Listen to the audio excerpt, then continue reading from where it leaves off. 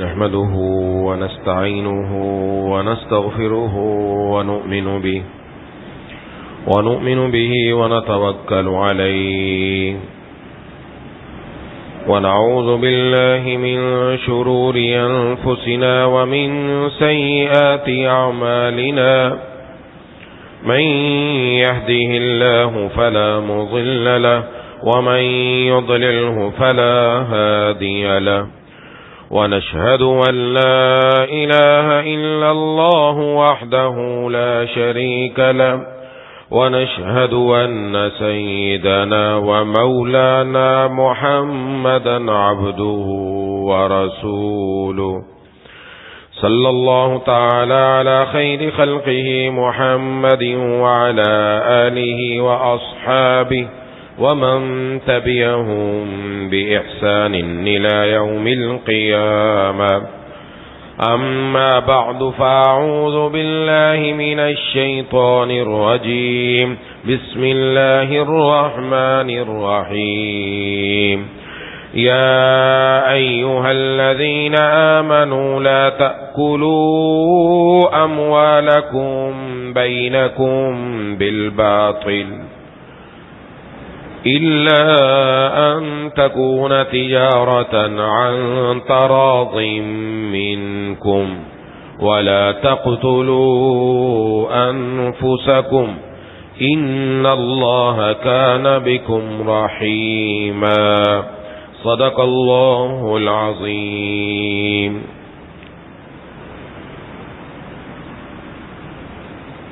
میرے دوستوں اور ساتھیوں،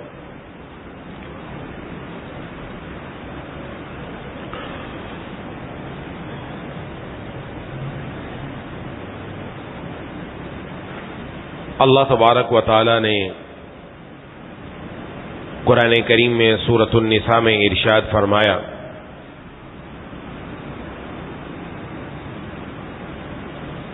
یا ایھا الذین آمنوا لا تأکلوا اموالکم بینکم بالباطل، اے ایمان والو ایک دوسرے کا مال آپس میں ناحق طریقے سے نہ کھاؤ،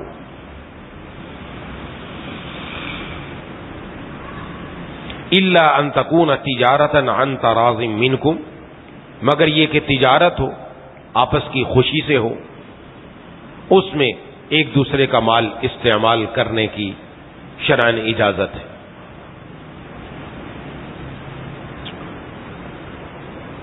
دین اسلام کے 5 بنیادی اور اہم شعبے ہیں۔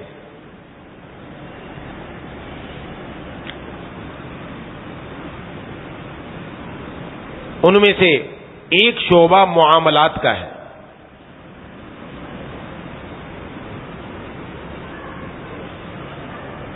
پانچ شعبوں میں پہلی چیز ہے عقائد، دوسری چیز ہے عبادات، تیسری چیز ہے معاملات، چوتھی چیز ہے معاشرت، اور پانچویں چیز ہے اخلاق۔ یہ جب تک پانچوں چیزیں، ان پانچوں پر عمل کرنے والا بندہ نہ ہو تب تک دیندار نہیں بنتا۔ جو قرآن اور حدیث کی اصطلاح ہے دیندار، یہ دیندار تب ہوگا عقیدہ بھی درست ہو، عبادات پر بھی عمل ہو، معاملات بھی درست ہو، معاشرت بھی اچھی ہو، اور اس کے ساتھ ساتھ اخلاق بھی اچھے ہوں۔ یہ پانچوں چیزیں ہوں۔ اور جناب نبی کریم صلی اللہ علیہ وسلم نے حضرات صحابہ کرام رضوان اللہ علیہم اجمعین کا جو معاشرہ تشکیل دیا، اس معاشرے میں یہ پانچوں کام پائے جاتے تھے۔ یہ پانچوں چیزیں ہمیں نظر آتی ہیں۔ ان میں ایک اہم چیز جو معاملات ہے، جس میں آج کل بڑی گڑبڑ ہے۔ اس معاملات کا اثر انسان کی عبادات پر بھی پڑتا ہے، انسان کی گھر کی زندگی پر بھی پڑتا ہے، انسان کی اولاد پر بھی پڑتا ہے۔ یہ معاملات اگر اچھے، نتائج اچھے، اگر معاملات خراب، آگے نتیجہ بھی خراب۔ اس لیے قرآن کریم میں اللہ تبارک و تعالیٰ نے انبیاء علیہم السلام کو بھی حکم دیا اور عام لوگوں کو بھی حکم دیا کہ پاکیزہ کھاؤ، حلال کھاؤ اور نیک عمل کرو. نیک اعمال کی بنیاد حلال پر رکھی کہ نیک اعمال کی بنیاد تمہاری عبادت، تمہارا نماز، تمہارا روزہ، تمہاری زکوٰۃ، تمہارا حج، یہ تب قابل قبول ہوگا جب پہلے تمہارے معاملات درست ہو. آج یہ معاملات درست نہیں، عبادات بہت ہیں. عمرہ کرنے بھی جا رہا ہے تو حرام کے پیسے سے جا رہا ہے. حج بھی ہر سال کرنے جاتا ہے، حرام کی کمائی سے جاتا ہے. مسجد اور دوسرے دینی جگہوں پر پیسہ خرچ ہو رہا ہے، لوگوں کے لیے پانی کا انتظام ہو رہا ہے، حرام رقم سے ہو رہا ہے. حرام یہ اللہ کے یہاں قابل قبول نہیں ہے. اس لیے معاملات کی بات بڑی اہم عرض کی. محبوب کبریا خاتم الانبیاء سرکار دو عالم صلی اللہ علیہ وسلم نے ارشاد فرمایا، ایک شخص مسافر ہے. یہ ابھی حرام کا جو اثر دنیا میں ہے وہ میں عرض کر رہا ہوں. ہر چیز کا اثر دنیا میں ہے، اس کی سزا آخرت میں ملے گی، اس کا اچھا بدلہ آخرت میں ملے گا. حلال کمائی کا اچھا بدلہ آخرت میں ملے گا، لیکن اس کا اثر دنیا میں ملے گا.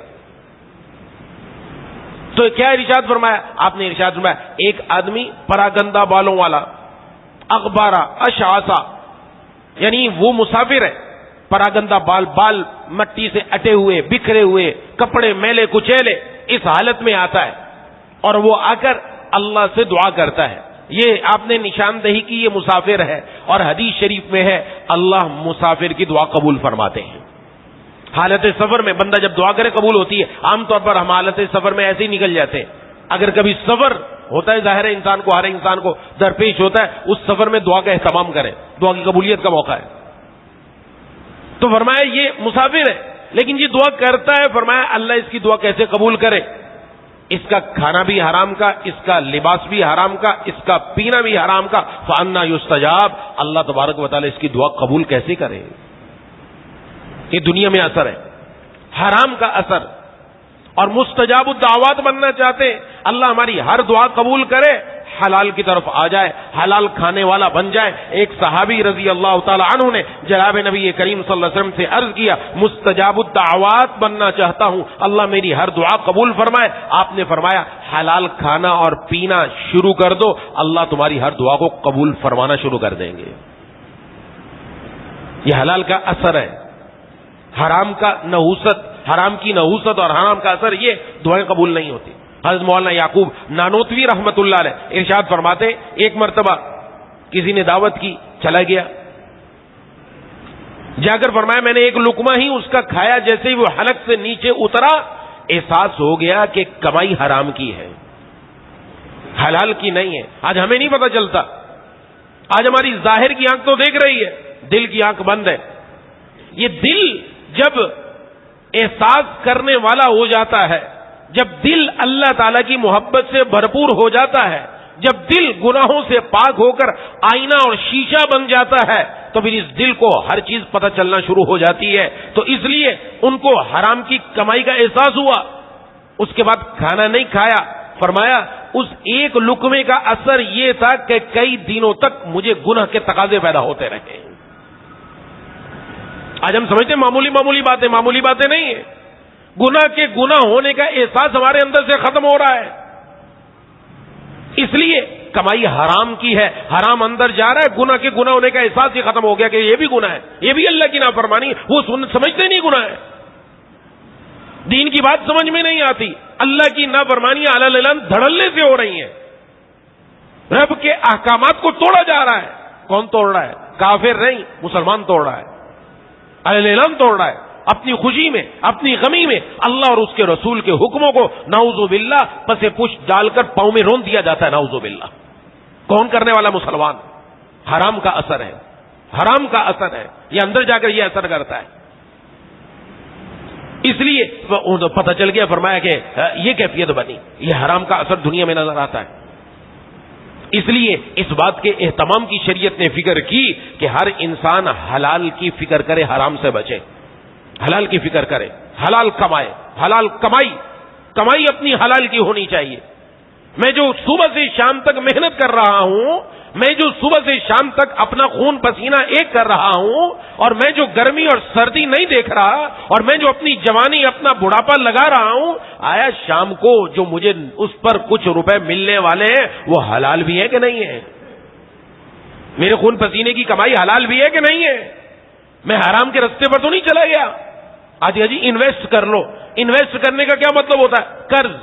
انویسٹ کو یہ نہیں کہتے کہ یہ شراکت دار ہے، آپ کا پارٹنر ہے، پارٹنر کی بات ہی نہیں کرتے. آج انویسٹ کی بات کرتے ہیں. میں نے فلاں جگہ انویسٹ کر دیا، نیا نیا نام نکالا ہے.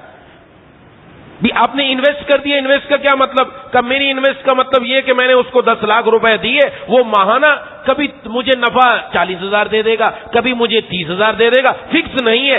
اور جب میں اس کے ساتھ معاہدہ ختم کروں گا 10 کے 10 لاکھ واپس بھی دے گا. وہ کیا کاروبار ہے آپ کا؟ ایسا اپنے کاروبار قرض ہے، سود ہے. یہ آپ جو انویسٹ کیے سود کیا ہے. کون سا ایسا کاروبار ہے جس میں نقصان نہیں ہوتا؟ کون سا ایسا کام ہے جس میں آپ نے جتنی رقم دی اتنی ہی واپس آپ کو ملے گی؟ بھائی دنیا کے اندر جا کر دیکھیں، آپ کاروبار کریں تو پتہ چلے نا. گھر میں بیٹھے آرام سے رقم اٹھا کر دی اور اگلے کے ذمہ ڈال دی، کچھ بھی ہو جائے تو تباہ ہو برباد ہو، میرا پورا کا پورا پیسہ واپس آنا چاہیے. یہ ہم نے اس کے ساتھ پارٹنری نہیں کی، یہ شرکت نہیں کی، ہم نے قرض دیا ہے. قرض میں رقم جتنی دی جاتی اتنی لی جاتی ہے، اور اس پر جتنا نفع لیا، حرام لیا، سود لیا. حدیث کا مفہوم ہے کل قرض جر نفعا فهو ربا. ہر قرض پر جو نفع آئے گا وہ سود ہے، اور جو سود کھانے والا ہے تو پھر اس کا انجام کیا ہوگا؟ دنیا بھی برباد، آخرت بھی برباد. اللہ اور اس کے رسول کا اعلان جنگ ہے. اور آج یہ عام چل رہا ہے، یہ ہم انویسٹ کر رہے ہیں.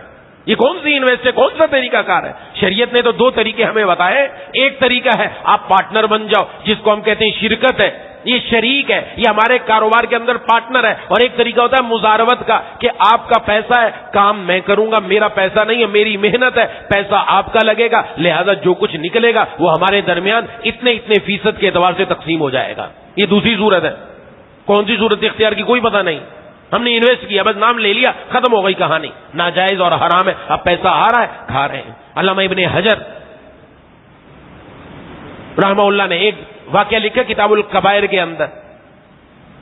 فرمایا کہ ایک نوجوان صبح سویرے رمضان کے اندر، اس کی عادت، رمضان میں اس نے اپنا واقعہ لکھا کہ نماز پڑھ کر میں صبح سویرے منہ اندھیرے چلا جایا کرتا تھا والدہ کی قبر پر یا والد کی قبر پر. ایک دن جب وہاں پہنچا تو ایک قبر سے اتنی ہولناک چیخوں کی آواز آئی کہ میں وہاں سے بھاگنے پر مجبور ہو گیا. اتنی شدت تھی، کسی کو سزا سخت دی جا رہی تھی. اللہ تعالیٰ کبھی کبھی یہ ظاہر کر دیتے ہیں، کبھی کبھی. حدیث شریف میں جناب نبی کریم صلی اللہ علیہ وسلم نے فرمایا اگر تمہیں پتہ چل جائے کیا ہوتا ہے، تمہیں پتہ چل جائے تو تم اپنے مردوں کو دفنانا چھوڑ دو. تمہیں پتہ چل جائے ہوتا کیا ہے، تم اپنی بیویوں سے اپنے گھروں میں بستروں پر لطف اندوز ہونا چھوڑ دو، اور تم شہروں کو چھوڑ کر بیابانوں کے اندر چلے جاؤ. پتہ چل جائے تمہیں تو یہ معمولی بات نہیں ہے. آج بعض لوگ نعوذ باللہ بڑے دھڑلے سے کہتے ہیں ہم جی قبر میں جا کے دیکھ لیں گے. نعوذ باللہ بڑی جملہ کہتی ہے قبر میں دیکھ لیں گے. ذرا دنیا کی آگ پر انگلی رکھ کر دیکھو، آپ کی انگلی ایک لمحے کے لیے بھی دنیا کی آگ کو برداشت کرتی ہے. لیکن ماحول عجیب ہو گیا. تو کہا کہ میں واپس آیا، جب سورج نکلنے لگا تو آوازیں بند ہو گئی. دیکھا کہ قبر کس کی ہے، پتہ چلا یہ تو وہ آدمی ہے جو صف اول میں نماز پڑھا کرتا تھا، مسجد میں بیٹھا رہتا تھا، اہتمام کیا کرتا تھا. بڑے پریشان ہوئے ایسا آدمی اور اس کے ساتھ ایسا معاملہ. تحقیقات ہوئی تو پتہ چلا کہ یہ بزرگ آخری عمر میں جب کمانے سے عاجز آ گئے تو پھر انہوں نے جتنا پیسہ کمایا جوانی کے اندر وہ سب کسی کو سود پر دے دیا. یہ خود مسجد میں بیٹھے عبادت کرتے، جو سود میں ماہانہ رقم آتی اس سے اپنے گھر کا خرچ چلاتے. اس کا انجام یہ کہ قبر میں جا کر قبر کے عذاب سے نماز نہ بچا سکی. اس لیے میں نے پہلے عرض کیا قرآن کریم نے جو فرمایا نا انبیاء کو بھی عام لوگوں کو بھی حلال کھاؤ نیک عمل کرو، بتا دیا تمہارے اعمال کی قبولیت کا دار و مدار تمہاری حلال پر ہے. تمہارا عمل قبول نہیں ہوگا. یہ سود کی نحوست ہے. تو پہلے دیکھ لے تو لینا چاہیے. یہ آج عام ہو رہا ہے. آن لائن بھی بڑے کام ہیں. بھاگ گئے کئی کمپنیاں، یہاں کے بھی کئی نوجوانوں نے پیسہ لگایا تھا، پھر منہ بنا کر بیٹھے تھے. اب کیا ہوا؟ لے گیا وہ جس نے لے کے جانا تھا. جب بات بتاتے ہیں تو سمجھ میں نہیں آتی کہ جی ہر چیز کو ہی حرام کہتے ہو. ارے حلال تو ہزار رستہ ہے, ہم حلال کی طرف آنے کے لیے تیار نہیں. ایک حکیم کے پاس آپ جائیں اور اپنی طبیعت آپ نے خراب کر دی, گٹکے کھائے, مین پوڑیاں کھائی, تباہ کر دیا, برباد کر دیا اپنے آپ کو, اور اس کے پاس جا کر کہیں علاج کرے, اس نے کہا تیری فلاں چیز بھی بند, فلاں بھی بند, فلاں بھی بند, فلاں بھی بند, سب بند, صرف تو یہ کھا سکتا ہے. تو کیا کہیں گے, حکیم بڑا سخت ہے, اس نے میرے اوپر پابندی لگا دی. حکیم سخت نہیں ہے, حکیم تو ہمارے ساتھ شفیق ہے, وہ تو صحیح بول رہا ہے. مسئلہ تو میں نے اپنے ساتھ خود کیا, میں نے اپنے جسم کو, اپنی صحت کو برباد خود کیا. پابندی تو لگنی تھی, جب میں نے کام الٹے کیے تو پابندی تو آنی تھی. اللہ نے حلال ہزاروں رستے دیے, وہ نظر نہیں آتے. حرام کی طرف جاتے ہوئے ہم کہتے ہیں یہ بھی رستہ کھلنا چاہیے, یہ بھی کھلنا چاہیے, اور یہ دین بڑا مشکل ہے, ہر چیز ہی حرام نظر آتی ہے. حلال شمار کرنا شروع کر دو, حرام شمار کرنا شروع کر دو. حرام گن کر کاغذ پر لکھ سکتے ہیں, حلال اتنا ہے لکھتے لکھتے تھک جائیں گے, لیکن حلال ختم نہیں ہوگا. لکھو رب تعالیٰ کی کیا کیا حلال نعمتیں ہیں, اور کن کن نعمتوں کو اللہ نے حلال کیا, کن کن چیزوں کو حلال کیا. یہ بھی کھاؤ, یہ بھی کھاؤ, یہ بھی پی سکتے ہو, یہ بھی کھا سکتے ہو, یہ بھی کر سکتے ہو. لکھنا شروع کرو, پتہ چل جائے. ایسی نعمتیں اللہ تعالیٰ کی. لیکن ہمارا معاملہ الٹ ہے کہ یہ چاہتا ہے کہ میں ایک ہی دن میں ارب پتی بن جاؤں. تو یہ چکر یہی ہے, حرام ہی کا نتیجہ یہ ہوتا ہے. اس میں ہی ارب پتی ایک دن میں بنتا ہے, حلال کے رستے سے ایک دن میں ارب پتی نہیں بن سکتا. معلوم ہی نہیں ہے. نمازیں بھی ہیں, اس کے ساتھ ساتھ معاملات یہ ہیں, اور یہ قرآن کریم واضح کر رہا ہے. اور ایک جگہ قرآن کریم میں یہ بھی فرما دیا ہے, جو لوگ یتیموں کا مال کھاتے ہیں وہ اپنے پیٹ میں در حقیقت آگ بھر رہے ہیں جہنم کی. یأکلون اموال الیتامی ظلما انما یأکلون فی بطونہم نارا. آگ ہے, آگ. اور مفتی اعظم پاکستان حضرت مولانا مفتی محمد شفیع صاحب رحمۃ اللہ فرمایا بالکل آگ ہے, آگ ہے. جس دن آنکھ بند ہوگی پتہ چلے گا واقعتاً اندر آگ جل رہی ہے. میں اس کی مثال ایسی ہے جیسے آج کل گھر کے اندر گیس کے ذریعے سے آگ جلتی ہے اور سارے کام اسی گیس پر ہوتے ہیں. یہ گیس در حقیقت آگ ہے. اس کو دیا سلائی دکھانے کی ضرورت ہے. دیا سلائی دکھاتے ہی آگ بن جاتی ہے. میں دنیا کے اندر یہ جو پیٹ میں بھرا آگ ہے نظر نہیں آئی, آنکھ بند ہوئی, دیا سلائی دکھائی, اس کے ساتھ ہی پیٹ کے اندر آگ بھڑکنے لگ جاتی ہے. پتہ چلتا ہے کہ کیا کر رہا ہے. اور آج گھروں کے معاملات یہ ہیں, کتنے ایسے معاملات ہیں, بھائی بھائی آپس میں کاروبار میں چل رہے ہیں, بیٹا والد کے ساتھ چل رہا ہے. آپ کے حتیٰ کہ بعض جگہوں پر شوہروں نے اپنی بیویوں سے سونا لے لیا, پیسہ لے لیا, کاروبار میں لگا دیا کہ ان بیویوں کے ساتھ تمہارا معاملہ کیا ہے, یہ جو تم نے پیسہ لیا ہے واپس کب ہوگا. بطور پارٹنر ان کو لیا کہ یہ بھی ہمارے ساتھ کاروبار میں شریک ہے, بطور قرض لیا, بتاؤ کوئی پتہ نہیں ہے. مر جاتے ہیں, بعد میں جھگڑے شروع ہو جاتے ہیں, اس نے تو اتنا سونا لیا تھا, اس نے تو یہ کام کیا تھا, اب کیا کریں.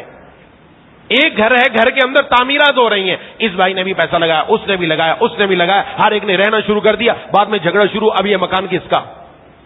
جس وقت پیسہ لگا رہے تھے اس وقت بتاتے نہیں آپ نے کیوں پیسہ لگایا. آپ نے قرض لگایا تھا, آپ نے اس گھر کے اندر اپنا حصہ ڈالنے کے لیے لگایا تھا, کس نیت سے لگایا تھا پتہ تو چلے نہیں. بس جی ہم تو بھائی بھائی ہیں, اور بھائی بھائی کا حال یہ ہوتا ہے چند دنوں بعد جب جھگڑا شروع ہوتا ہے تو ان سے بڑھ کر کوئی دشمن نہیں ہوتا. آج بھائی بھائی کی گردن کاٹنے کے لیے تیار ہے, کروڑوں میں کھیل رہے ہیں. ایسے میرے سامنے مسئلے آئے, ایسے لوگوں کو بٹھانا پڑتا ہے, دبانا پڑتا ہے, سمجھانا پڑتا ہے, تب بھی جا کر ان کے اندر کی آگ ٹھنڈی نہیں ہوتی. کروڑوں میں کھیل رہے ہیں. کیوں؟ پیسہ پیسہ پیسہ. اس کی حوث اتنی بھر گئی کہ بس اب بھائی بھائی نظر نہیں آتا, بہن بہن نظر نہیں آتی, اب دوسرے کے مال کے اوپر نظر ہے, یہ مال بھی میرے پاس آ جائے, یہ بھی میرے پاس آ جائے, یہ بھی میرے پاس آ جائے. تو ہمیں تو بتایا گیا شوہر بیوی کی ملکیت الگ الگ ہے, یہاں تک شریعت نے بتایا. بیوی کی ملکیت پتہ ہونی چاہیے کیا کیا ہے, شوہر کی ملکیت پتہ ہونی چاہیے کیا کیا ہے. انتقال ہو جائے پتہ چلے بعد میں شوہر کی ملکیت کیا تھی, بیوی کی ملکیت کیا تھی.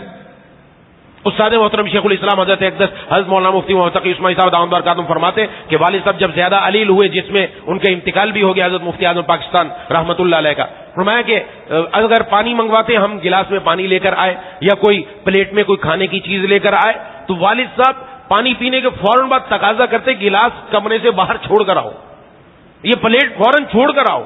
کب بساؤ کا ہمیں اس کے اوپر تعجب ہوتا ہے اتنی جلدی کیوں کرتے ہیں, بعد میں بھی اٹھا کر رکھا جا سکتا ہے, ابھی رکھا ہے یہاں سے, بعد میں اٹھا کر دوسرے کمرے میں پہنچا دیں گے جہاں رکھا ہونا ہے, جہاں سامان رکھتے ہیں. پلیٹ کے بارے میں بھی ہے. تو فرمایا ایک دن عرض کر دیے کہ بات کیا ہے, فرمایا کہ میں نے وصیت لکھ رکھی ہے, اس کمرے کے اندر جتنا سامان ہے یہ میرا ہے, اس کمرے کے باہر پورے گھر میں جو سامان ہے وہ تمہاری والدہ کا ہے, یہ جو گلاس آیا, یہ جو پلیٹ آئی, یہ تمہاری والدہ کی ہے, اسی کمرے میں رہ گئی اور میرا انتقال ہو گیا, تم سمجھو گے یہ میری ہے, حالانکہ میری نہیں تمہاری والدہ کی ہے, یہ وراثت میں تقسیم نہیں ہو سکتی. اور یہاں کیا کیفیت چل رہی؟ یہاں تو پلیٹ کیا، یہاں تو مال ہضم کر لیں تو پتہ نہیں چلتا، بڑا بڑا لاکھوں کروڑوں کا مال ہضم کر لو۔ اسی جنازے میں حضرت ڈاکٹر عبدالیارفی رحمت اللہ علیہ، حکیم الامت حضرت تھانوی رحمۃ اللہ کے اجل خلفاء میں سے وہ تشریف لائے حضرت کی جنازے میں، حضرت وہ بھی علیم تھے حضرت ڈاکٹر عبدالیارفی رحمہ اللہ، تو فرمایا کہ خمیرہ والد صاحب کا رکھا ہوا تھا، ہم نے وہی خمیرہ اٹھا کر حضرت ڈاکٹر صاحب سے کہا کہ حضرت آپ کو نقاہت ہو رہی ہے، کمزوری ہو رہی ہے، یہ خمیرہ کچھ کھا لیں تاکہ طبیعت ٹھیک رہے، آپ جنازے کے اندر آرام سے شرکت فرما لیں۔ فرمایا یہ خمیرہ اٹھا کر تم نے دیا کیسے؟ یہ تو تمہارے والد صاحب کا ہے اور یہ ترکے میں چلا گیا، میرے لیے کھانا جائز نہیں ہے، ترکے میں چلا گیا، والد کا ہے۔ تو چونکہ یہ حضرات بڑے تھے، مفتیان کرام نے فرمایا ہم سب بالغ ہیں، ہماری بھائی بھی اور بہنیں بھی، ہم سب کی طرف سے اجازت ہے، سب اجازت دے رہے ہیں کہ آپ اس کو استعمال کر لیں، ہم ورثہ یہاں موجود ہیں، عاقل بالغ موجود ہیں۔ پھر اس کے بعد حضرت نے تناول فرمایا۔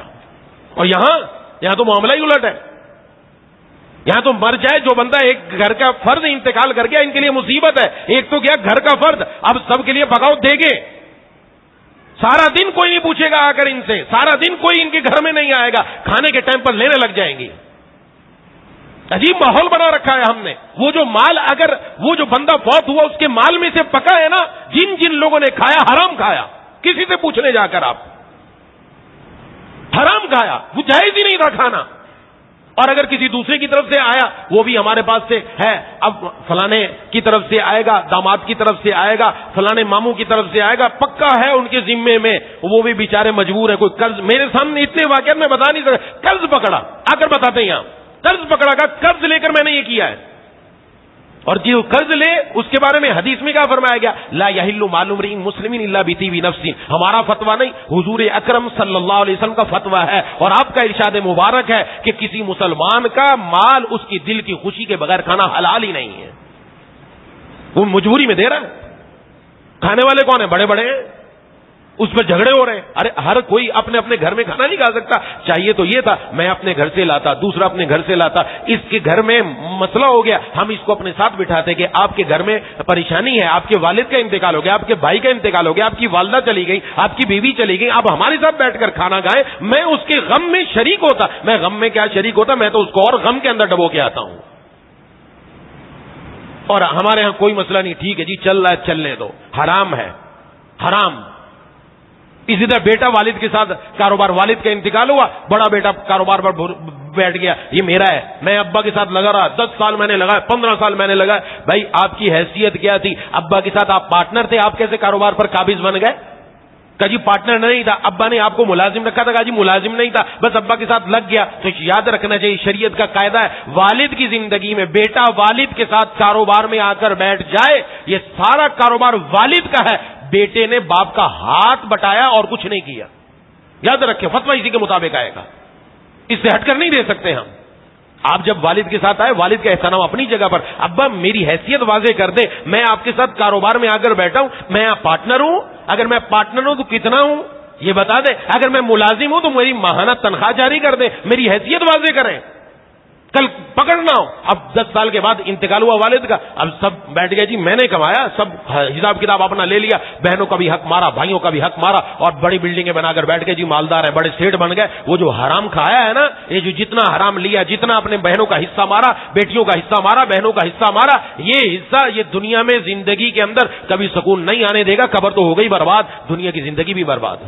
یہ معمولی باتیں نہیں ہیں، آج معاملات صاف نہیں ہیں، اپنی معاملات کی صفائی ضروری ہے، بہت پتہ ہونا چاہیے ہمارا حساب کتاب کیا ہے، والد کیا، اپنے والد کے ساتھ بھی اگر بیٹے کا حساب کتاب ہے، واضح ہو کیا ہے، واضح ہو کیا ہونا چاہیے، ہم کس طرح آپس میں کاروبار کر رہے ہیں۔ ورنہ حیثیت یہی ہے جو میں نے عرض کر دی، بیٹا والد کا ہاتھ بٹا رہا ہے، جی کہا مجھے کیا ملا، آپ نے اس وقت ابھی آپ اپنی عقل مندی استعمال کر رہے ہیں، دانش مندی استعمال کر رہے ہیں، تو جب کام کر رہے تھے اس وقت آپ کی دانش مندی کہاں گئی تھی؟ مسئلہ نہیں پوچھ سکتے تھے آ کر کے ابا نے مجھے کاروبار پر بٹھا دیا، میری حیثیت کیا ہوگی، شرعن کیا حکم ہوگا، میں کیا کروں، میں والد سے کیا جا کر بات کروں، دنیا کی 10 باتوں کا پتہ اس کا نہیں پتا، کیوں ہم نے فکر ہی نہیں کیا، حلال آئے کچھ بھی آئے جانے دو، کل کو میں نے ہی اس کاروبار پر بیٹھنا ہے، ایسا نہیں ہے، ایسا نہیں ہے، جو والد کا ہے وہ والد کا ہے۔ اور یہ بھی یاد رکھیں، بیٹے نے بعد میں اس میں ہزاروں روپے اور کما لیے، گھر بنا لیے، اس کاروبار سے جو والد چھوڑ کر گیا جتنی جائیدادیں بنیں گی، جتنا کاروبار بڑھے گا، ہر وارث کا، ہر بیٹی کا،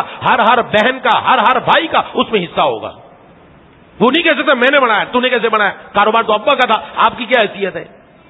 ہاں آپ کو ہم دیں گے اجرت ماہانہ. آپ کی کتنی اجرت بنتی ہے؟ 10 سال بیٹھے 10 سال آپ کی اجرت کا حساب کیا جائے گا. آپ کے اتنے لاکھ روپے بنتے ہیں، یہ لو، یہ آپ کا حساب ہے. کاروبار آپ کا نہیں، کاروبار سب کا ہے. اس ذہن میں رکھنا ضروری ہے.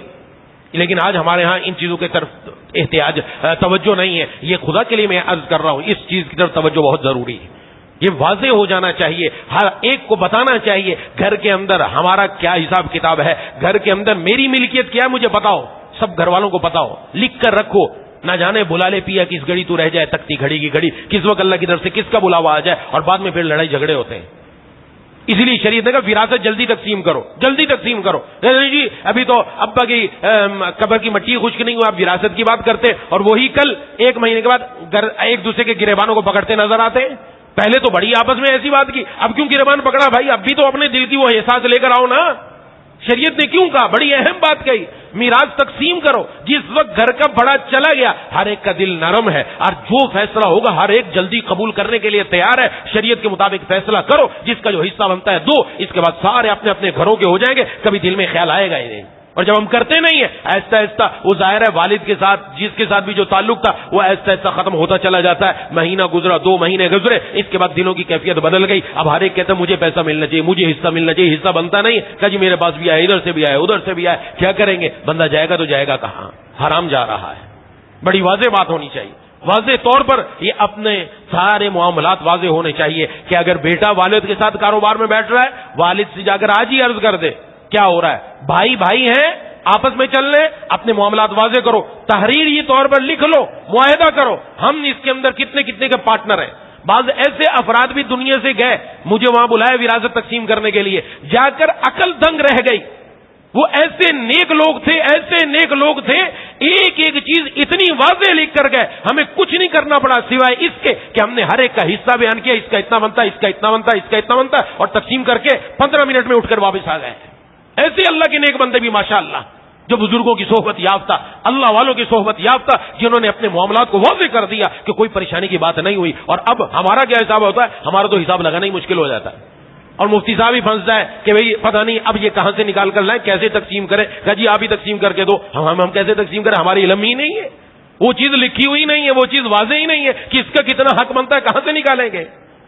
اس لیے خدا کے لیے جہاں نمازوں کا اہتمام، جہاں عبادات کا اہتمام، جہاں روزوں کا اہتمام، جہاں ہم نے زکوٰۃ کا اہتمام، جہاں ہم حج کا اہتمام، جہاں عمرے پر عمرہ ہو رہا ہے، وہاں اپنی کمائی کا بھی خیال رکھنا ضروری. میرے پاس مال حلال آیا حرام آیا، ایک پیسہ بھی دوسرے کا رہ گیا بڑا پریشانی ہو جائے گی. حدیث شریف میں جس نے ایک بالشت کسی کی زمین دبائی، ایک بالشت یہ یہاں سے لے کر یہاں تک ایک بالشت ہے، ایک بالشت کسی کی زمین دبا لی، قیامت والے دن اللہ اس کو 7 زمینوں کے اندر دھسائیں گے. سزا ہے، 7 زمینوں میں دھسایا جائے گا. اور دوسری جگہ کیا فرمایا؟ جس آدمی کا جھگڑا ہوا وہ حق پر تھا، حق پر ہوتے ہوئے فرمایا وہ پیچھے ہٹ گیا کیونکہ جھگڑا دین کو مونڈ دینے والا ہے. حدیث میں آپ نے فرمایا جھگڑا دین کو مونڈ دینے والا ہے. میں یہ نہیں کہتا بالوں کو مونڈ دیتا ہے، یہ دین کو مونڈ دیتا ہے، دین کا ہی حساب کتاب برابر کر دیتا ہے، صفایا کر دیتا ہے. تو وہ پیچھے ہٹ گیا تاکہ جھگڑا نہ ہو. محبوب کبریا خاتم الانبیاء سرکار دو عالم صلی اللہ علیہ وسلم نے فرمایا اس نے دنیا چھوڑی ہے، تھوڑا پیسہ چھوڑا ہے، اپنے حق سے پیچھے ہٹا. فرمایا جنت کے بیچوں بیچ محل دلوانے کی میں اسے ضمانت دیتا ہوں. جناب نبی کریم صلی اللہ علیہ وسلم فرما کر گئے. ہمارے حضرت والا عارف باللہ مجدد زمانہ حضرت مولانا شاہ کی محمد اختر صاحب نور اللہ مرکزو کے ہاں ایک بھائی آئے، بھائی کے ساتھ جھگڑا ہو گیا، نہیں دیا انہوں نے وراثت میں سے حصہ. آ کر عرض کیا کہ میں کیس کروں گا، کیس میں معاملات چلیں گے آگے. تو حضرت نے فرمایا کیس کرو گے بھائی کے ساتھ تمہارا ملنا جلنا اٹھنا بیٹھنا محبتیں الفت سب ختم، دوبارہ ایک دوسرے کا چہرہ نہیں دیکھو گے. ایک یہ نقصان. دوسرا فرمایا حدیث میں فرمایا جناب نبی کریم صلی اللہ علیہ وسلم نے پوری دنیا اللہ کے سامنے مچھر کے پر کے برابر بھی حقیقت نہیں رکھتی. فرمایا جو تیرا مال ہے وہ دیکھ لے مچھر کے پر کا کتنا حصہ بنتا ہے، تو کس کے لیے جھگڑا کر رہا ہے؟ پوری دنیا مچھر کے پر کے برابر نہیں، تو تیرا حصہ 30 لاکھ کا، کروڑ کا ہو، 2 کروڑ کا ہو، 5 کروڑ کا ہو، وہ مچھر کا کتنا حصہ اس کے لیے تو لڑے گا؟ چھوڑ دے، اللہ کی رضا کے لیے تو جھگڑا نہ کر، کیس نہ کر، اللہ تیرے لیے اور اچھا انتظام کریں گے۔ چھوڑ دیا، چند ماہ کے بعد آیا، کہا الحمدللہ بھائی خود چل کر آیا، جتنا حصہ بنتا تھا وہ بھی دیا، اوپر سے اپنی طرف سے گفٹ بھی مجھے دے کر گیا ہے۔ دل بدلنے والی ذات اللہ کی ہے، ہمارا دماغ دنیا میں چلتا ہے، ہم کہتے ہیں نہیں جی بڑا سخت ہے، نہیں دے گا، ایسا ہوگا وہ ہوگا۔ مولا کے در پر آ کر سر جھکا کر رب کے سامنے آہوزاری، اشکباری، بے قراری کر کر تو دیکھو، رب تعالیٰ ایسا انتظام کریں گے، دل ایسا بدلے گا۔ حدیث میں ہے دل رحمان کی 2 انگلیوں کے درمیان ہے، جس طرف چاہتا ہے پھیر دیتا ہے۔ بڑے بڑے پتھر دل ہم نے پھرتے دیکھے اور ان کے دلوں میں ایسی نرمی آئی، ایسی نرمی آئی، سارے معاملات صاف کر کے دنیا سے چلے گئے۔ تو اللہ کے یہاں کیا دیر ہے بھائی؟ اللہ کے در پر آ جاؤ، سارے کام بننا شروع ہو جائیں گے۔ بظاہر نظر آتا وہ تیار نہیں، لیکن سب کچھ تیار ہو جائے گا۔ تو بہرحال میری اور آپ کی ذمہ داری، ہم میں سے ہر آدمی اپنی حیثیت دیکھے، اپنے معاملات کی صفائی دیکھے، میرے معاملات کیسے ہیں، حلال ہے، حرام ہے، والد کے ساتھ ہے، بھائی کے ساتھ ہے، گھر میں ہے، کسی بھی اعتبار سے کوئی بھی کام ہوا ہے تو وہ ابھی سے متعین ہو جانا چاہیے، ابھی سے لکھت پڑھت ہو جانی چاہیے، ابھی سے ہی تعین ہو جانی چاہیے کہ ہمارا اس میں حساب کتاب کیا ہے اور لینا دینا کیا ہے۔ گھر میں بھی بیویوں کے ساتھ بھی امتیاز ہو جائے کہ گھر میں یہ چیزیں جو ہے یہ میری ملکیت ہے، یہ چیزیں یہ بیوی کی ملکیت ہے، سب واضح ہو جانا چاہیے تاکہ کل پھر کسی قسم کی پریشانی اٹھائی نہ پڑے۔ دعا ہے کہ اللہ تعالیٰ مجھے اور آپ کو ان باتوں کو صحیح طور پر سمجھنے کی، اس پر عمل کرنے کی توفیق عطا فرمائے۔ وآخر دعوانا ان الحمد للہ رب العالمین۔